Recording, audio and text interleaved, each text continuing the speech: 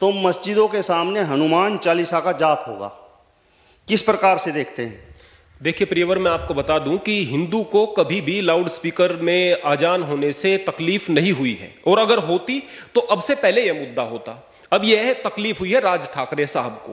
राज ठाकरे ने यह मुद्दा एक अपनी राजनीतिक महत्वाकांक्षा को लेकर के उठाया है। उसके पश्चात जो राजनीतिक विचारधारा वाले जो हिंदू लोग हैं उनके मस्तिष्क में यह बात फैलने लगी, फिर इसको फैलाया जा रहा है, फिर इनको मुद्दा बना दिया जाता है, नफरत के ये कारण बनते हैं। मैं सबसे पहले बता दूं, इस बात में कोई शक नहीं है कि पूजा का कोई मतलब नहीं है लाउड स्पीकर से। इस बात में कोई शक नहीं कि भक्ति के लिए लाउड स्पीकर की जरूरत नहीं है। लेकिन प्रश्न इस बात का भी है कि जो आजान का समय होता है वो तो 5 मिनट का भी नहीं होता, और उस इतने कम समय में भी अगर कोई परमात्मा के नाम को नहीं सुन पा रहा है तो आप उसकी जहनियत को सोच सकते हैं, उसकी मानसिकता को सोच सकते हैं वो कैसी है।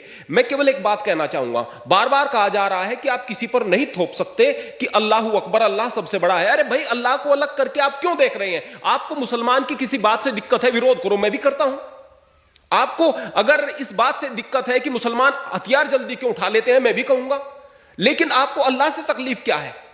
अब वही अल्लाह है, वही ईश्वर है, वही खुदा है, वही रब है, वही गॉड है, वही तो है। अगर किसी के मन में परमात्मा के प्रति प्रेम होगा तो वह अल्लाह से भी प्रेम करेगा।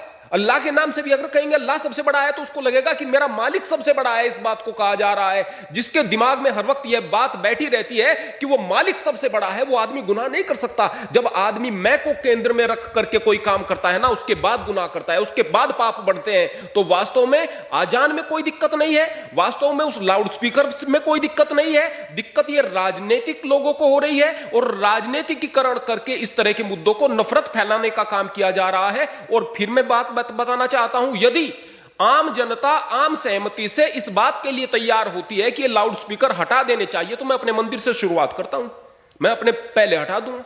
मैं भी चाहता हूं, मैं केवल यहां पर 5 मिनट के लिए एक भजन चलाता हूं, सुबह शाम नियम है, एक भजन चलाता हूं, और वो भी भजन ऐसा जिसका कुछ अर्थ निकलता हो, वैसे नहीं बजेगा, अर्थ निकलता हो, केवल 5 मिनट तक केवल एक भजन।